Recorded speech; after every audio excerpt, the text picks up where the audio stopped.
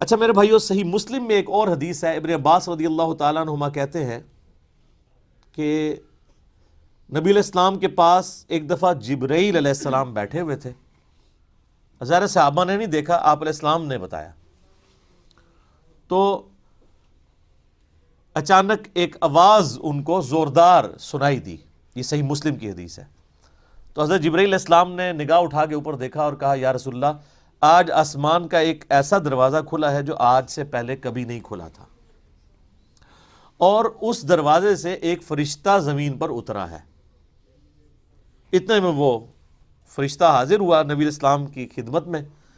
تو حضرت جبرائیل نے کہا کہ یا رسول اللہ، یہ وہ فرشتہ ہے، یہ آج سے پہلے دنیا میں کبھی نہیں آیا تھا، اور وہ دروازہ بھی آج سے پہلے کبھی نہیں کھلا تھا، اور یہ فرشتہ آپ کو سلام عرض کر رہا ہے، اور اللہ کا یہ پیغام لے کر آیا ہے کہ آپ کو بشارت ہو دو ایسے نوروں کی جو آپ سے پہلے کسی پیغمبر کو نہیں دیے گئے.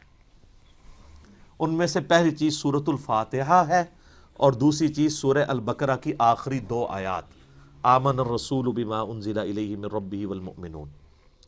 تو سورۃ الفاتحہ وہ نور ہے جو کسی پیغمبر کو نہیں دیا گیا سوائے ہمارے محبوب صلی اللہ علیہ وآلہ وسلم کے. اچھا، صحیح بخاری کی جو میں نے حدیث بیان کی کہ سورہ اعظم ہے قرآن کی، اس کے تحت یہ بات تو بالکل کلیئر ہو گئی کہ نبی علیہ السلام نے سورۃ الفاتحہ کو جو تعلیم فرمایا اس کا آغاز کیا الحمدللہ رب العالمین سے. تو اس میں واضح اشارہ موجود ہے کہ بسم اللہ الرحمن الرحیم سورہ فاتحہ کا حصہ نہیں ہے، قرآن کا حصہ ہے. وہ تو ہر سورت کے آغاز میں بسم اللہ ہے سوائے سورہ التوبہ کے، اور سورہ نمل کے اندر آیت بھی ہے انہ من سلیمان و انہ بسم اللہ الرحمن الرحیم. لیکن جو سورتوں کے آغاز میں بسم اللہ لکھی جاتی ہے یہ سورت کا حصہ نہیں، قرآن کا حصہ ضرور ہے. تو چونکہ نبی علیہ السلام نے اس میں فرمایا الحمدللہ رب العالمین، تو اگر آپ علیہ السلام نے اس سورت کو تعلیم فرمانا ہوتا اس اعتبار سے کہ بسم اللہ اس کا حصہ ہوتی، تو آپ فرماتے کہ وہ سورت ہے بسم اللہ الرحمن الرحیم الحمدللہ رب العالمین. تو یہ اس بات کو تقویت دیتی ہے کہ بسم اللہ سورہ فاتحہ کا حصہ نہیں. لیکن نماز میں ہم پڑھتے ہیں، اس کے ساتھ پڑھیں گے، لیکن حصہ نہیں ہے. البتہ مسلمانوں میں اہل حدیث مکتبہ فکر اور امام شافعی کے جو مقلدین ہیں ان کا موقف ہے کہ بسم اللہ سورہ فاتحہ کا حصہ ہے. اہل تشیع کا بھی یہی موقف ہے. اسی لیے آپ اگر شیعہ کے چھپے ہوئے قرآن دیکھیں گے اور اہل حدیثوں کے، اب یہ میرے ہاتھ میں جو قرآن ہے یہ سعودیہ سے چھپا ہوا ہے، یہ اہل حدیث کا ہے، اس میں بھی بسم اللہ الرحمن الرحیم کو پہلی آیت انہوں نے ڈکلیئر کیا ہوا ہے، اور الحمدللہ رب العالمین کو دوسری آیت. امام حنیفہ رحمہ اللہ تعالی اور کئی ایک ائمہ کا یہ موقف ہے کہ سورہ فاتحہ کا حصہ نہیں ہے بسم اللہ. میرے نزدیک امام ابو حنیفہ رحمہ اللہ کا موقف احادیث کی روشنی میں مضبوط ہے، کیونکہ نبی علیہ السلام سورہ فاتحہ کا اعلان کرتے ہوئے اس کو الحمدللہ رب العالمین سے بتا رہے ہیں. اس سے بھی بڑھ کر دلیل ایک صحیح مسلم کی حدیث ہے، بڑی رکت انگیز حدیث ہے، اور وہ حدیث قدسی آپ نے اکثر سنی ہوگی. سیدنا ابو ہریرہ رضی اللہ تعالیٰ عنہ کہتے ہیں کہ اللہ کے محبوب صلی اللہ علیہ وآلہ وسلم نے فرمایا اس شخص کی نماز ناقص ہے ناقص ہے ناقص ہے جو سورہ فاتحہ نہیں پڑھتا نماز میں. تو کچھ تابعین نے عرض کیا کہ ابو ہریرہ جب ہم امام کے پیچھے ہوتے ہیں پھر ہم کیا کریں؟ تو انہوں نے کہا اقرأ بہا فی نفسک، تم پھر اپنے جی میں آہستہ آہستہ پڑھ لیا کرو. وہ جز القراء امام بخاری کی کتاب میں آتا ہے کہ وہ آپ نے جب امام سکتے کرتا ہے ان سختوں کے دوران پڑھنی ہے، امام کے ساتھ نہیں پڑھنی. اب یہ الگ سے ایک ٹاپک ہے، میں آج اس کو ڈسکس نہیں کروں گا. میرا یوٹیوب پہ کلپ ہے امام کے پیچھے فاتحہ اور اس کے ساتھ نیو لکھا ہوا ہے، اس میں نے موقف بیان کیا ہے. اور پھر نبی علیہ السلام نے فرمایا حدیث قدسی، یعنی اللہ کا فرمان بزبان محمد رسول اللہ صلی اللہ علیہ وآلہ وسلم، کہ اللہ تعالیٰ فرماتا ہے قسمت الصلاۃ بینی و بین عبدی نصفین. اچھا، یہ حدیث شیعہ کے ہاں بھی پائی جاتی ہے جو میں بیان کر رہا ہوں صحیح مسلم کی. اب کہ میں نے نماز اپنے اور اپنے بندے کے درمیان برابر تقسیم کر لی ہے، نصف میرے لیے ہے اور نصف میرے بندے کے لیے. اور نماز کسے کہا؟ سورہ فاتحہ کو، پوری نماز. پھر اللہ تعالیٰ نے فرمایا، نبی علیہ السلام فرماتے ہیں کہ جب میرا بندہ کہتا ہے الحمدللہ رب العالمین، تو میں کہتا ہوں میرے بندے نے میری حمد بیان کی، میری تعریف کی. جب وہ کہتا ہے الرحمن الرحیم، تو میں کہتا ہوں میرے بندے نے میری ثنا کی. جب وہ کہتا ہے مالک یوم الدین، تو میں کہتا ہوں میرے بندے نے میری تمجید بیان کی، میری بزرگی کا اعتراف کر لیا. اور جب وہ کہتا ہے ایاک نعبد و ایاک نستعین، تو یہ میرے اور میرے بندے کے درمیان کامن عہد اور بانڈ ہے. جو میرے بندے نے مجھ سے مانگا میں نے اسے دیا. اور جب میرا بندہ کہتا ہے اہدنا الصراط المستقیم صراط الذین انعمت علیہم غیر المغضوب علیہم ولا الضالین آمین، تو میرے بندے نے جو مجھ سے مانگا اس دعا میں نے اسے عطا کر دیا.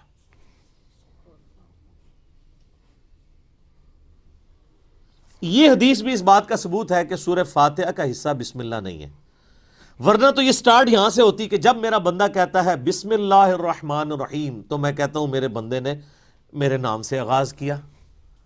جب وہ کہتا ہے الحمدللہ رب العالمین، تو میں کہتا ہوں میرے بندے نے میری حمد کی. تو اس حدیث میں بھی، حدیث قدسی میں بھی، سورہ فاتحہ کا آغاز الحمدللہ رب العالمین سے ہوا. لہذا اہل تشیع اور اہل سنت میں اہل حدیث اور شافعی ہیں جو شوافع، ان کا موقف مضبوط نہیں ہے اس مسئلے میں. امام حنیفہ رحمہ اللہ کا موقف اس مسئلے میں، جہاں کئی مسئلوں میں ان کے موقف غلط ہے، اس مسئلے میں ان کا موقف ٹھیک ہے کہ سورہ فاتحہ کا حصہ نہیں ہے بسم اللہ. اس سے بھی بڑھ کر بخاری و مسلم میں حدیث ہے، انس ابن مالک کہتے ہیں میں نے پوری زندگی نبی علیہ السلام کے پیچھے نماز پڑھی، اس کے بعد حضرت ابوبکر کے پیچھے، پھر حضرت عمر کے پیچھے، پھر حضرت عثمان کے پیچھے. میں نے ان چاروں میں کسی کو بھی قرات کا آغاز نماز میں بسم اللہ سے کرتے ہوئے نہیں سنا، ہمیشہ الحمدللہ رب العالمین سے سنا. وہ ثنا تو خاموشی سے پڑھی جاتی ہے نا، اور بسم اللہ بھی. قرات کا آغاز وہ کرتے تھے الحمد سے. اس کا مطلب ہے کہ وہ سورہ فاتحہ سے اسے الگ سمجھتے تھے. اور مسلم میں تو یہاں تک الفاظ ہیں، بلکہ وہ حضرت انس بن مالک تو انکار ہی کر رہے ہیں. وہ کہتے ہیں کہ نبی علیہ السلام اور حضرت ابوبکر و عمر سورہ فاتحہ سے نہ پہلے بسم اللہ پڑھتے تھے نہ بعد میں، یعنی اگلی سورہ سٹارٹ کرنے سے پہلے بھی بسم اللہ نہیں پڑھتے تھے، کنٹینیوشن کے ساتھ پڑھتے تھے. بعض محدثین نے اس کی توجیہ بیان کی کہ اس سے مراد ہے کہ بلند آواز سے نہیں پڑھتے تھے، کیونکہ ثنا اور بسم اللہ آہستہ آواز سے پڑھنا تو ثابت ہے. تو آہستہ آواز سے پڑھنا ہی اس بات کی دلیل ہے کہ اس کو فاتحہ سے الگ کر کے پڑھتے تھے، لہٰذا وہ فاتحہ کا حصہ نہ ہوا. اچھا، اب ٹیکنیکلی اس کو آپ سمجھیں کہ سورہ فاتحہ کی یہ 7 آیات کیسے پوری ہوتی ہیں. مسلم میں جو یہ ہے نا الفاظ کے آدھی میرے لیے آدھی میرے بندے کے لیے، تو پھر سورہ فاتحہ آدھی ہوتی ہوگی نا کہیں پہ، کیونکہ آدھی میرے لیے اور آدھی میرے بندے کے لیے. تو آئیں پھر آدھی کر کے دیکھ لیتے ہیں.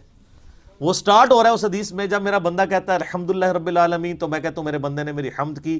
الرحمن الرحیم، میرے بندے نے میری ثنا کی. مالک یوم الدین، میرے بندے نے میری بزرگی کا اعتراف کیا. 3 آیتیں ہوگی.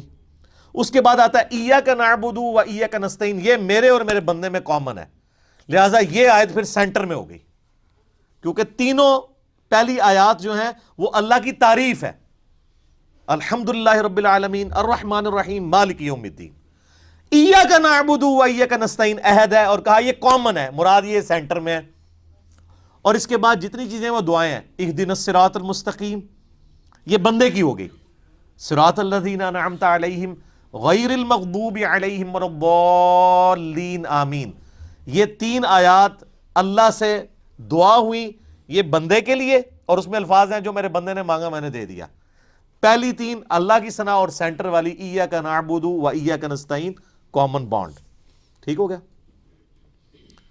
اس سے بھی مزے کی بات، ایاک نعبد و ایاک نستعین بھی سینٹر ہو جاتی ہے. یہ ایک آیت ہے نا، ایاک نعبد، اے اللہ ہم تیری عبادت کرتے ہیں، یہ بھی اللہ کی تعریف. و ایاک نستعین، اور دعا تجھ سے کرتے ہیں. واو پہ آگے سینٹر بنتا ہے. اس واو سے پہلے 3.5 آیات اس طرف ہیں اور 3.5 آیات اس طرف ہیں. یہ بالکل سینٹر بنتی ہے واو. ایاک نعبد، اور وہ اسی لیے حدیث میں ہے نا یہ کامن ہے. کامن کیوں ہے؟ ایاک نعبد، میرے بندے نے میری عبادت کی، وایاک نستعین، میرے بندے نے مجھ سے مانگا. اور کیا مانگا؟ اہدنا الصراط المستقیم صراط الذین انعمت علیہم غیر المغضوب علیہم ولا الضالین آمین. تو یہ اتنی مضبوط دلیل ہے، یہ جتنے دلیل کیا کتنے دلائل میں نے سامنے رکھ دیے ہیں کہ جس کے بعد کوئی گنجائش نہیں رہتی کہ کوئی بندہ ہٹ درمی پہ اور ضد پہ آ جائے. شیخ زبیر علیزئی رحمہ اللہ تعالیٰ سے 2008-9 کی بات ہے. میں نے اب چونکہ وہ اہل حدیث تھے تو اہل حدیث کی کوشش ہوتی ہے کہ امام حنیفہ ہر مسئلے میں غلط ثابت ہو جائے. تو میں نے ان کے سامنے کہا جی اب آپ کو چیک کرتے ہیں، ہم بخاری مسلم کو مانتے ہیں کہ وہ یہ نہ ہو کہ امام حنیفہ کی دشمنی آپ کو اس پہ نہ ابھار دے کہ آپ سچائی سے اناد کریں. تو مجھے کہتے ہیں جی وہ بسم اللہ حصہ ہے فاتحہ کا. میں نے کہا جی یہ واضح احادیث ہیں، یہ میں نے سارے دلائل آپ کو بھی سن کے اندازہ ہو گیا ہوگا اس کے بعد کوئی بندہ یا مان سکتا ہے یا چھڑولی چھوڑ سکتا ہے آگے سے. بالکل واضح بات ہے. تو ان باتوں کا ان کے پاس کوئی جواب نہیں تھا. وہ کہتے ہیں نہیں امام شافعی. میں نے کہا امام شافعی کو چھوڑیں، آپ کہتے ہیں کتاب و سنت، آپ کہہ رہے ہیں امام شافعی کہتے ہیں بسم اللہ حصہ ہے. ہم آپ کو بخاری مسلم سے ثابت کر رہے ہیں کہ سورہ فاتحہ کا حصہ نہیں ہے بسم اللہ. بہرحال نماز میں بھی پڑھیں گے، قرآن میں بھی پڑھا جائے گا، قرآن کا حصہ ہے سورہ فاتحہ سے پہلے پڑھنا، اور نماز میں بھی ہم بسم اللہ پڑھنا سنت ہے. بسم اللہ پڑھ کے ہی سورہ فاتحہ پڑھی جاتی ہے. جب بالکل پہلی دفعہ پڑھی جائے گی پھر تو اعوذ باللہ بھی پڑھا جائے گا. یہ بھی ذہن میں رکھیے گا، پہلی رکعت میں تو اعوذ باللہ سے بھی سٹارٹ کریں گے، باقی رکعتوں میں صرف بسم اللہ سے. کیوں؟ قرآن جب بھی پڑھا جائے گا نا تو اعوذ باللہ سے آغاز ہوگا. ایون آپ نے قرآن پڑھتے پڑھتے تلاوت روک دی، بند کی، کسی سے گپ شپ کی، دوبارہ پڑھیں گے تو اعوذ باللہ سے. اور اس کا حکم جو ہے سورۃ النحل آیت نمبر 98 میں موجود ہے. فَإِذَا قَرَأْتَ الْقُرْآنَ فَاسْتَعِذْ بِاللَّهِ مِنَ الشَّيْطَانِ الرَّجِيمِ. پس تو جب بھی قرآن کی قرات کرنے لگے تو اللہ کی پناہ حاصل کر لیا کر شیطان مردود کے اگینسٹ. کیوں؟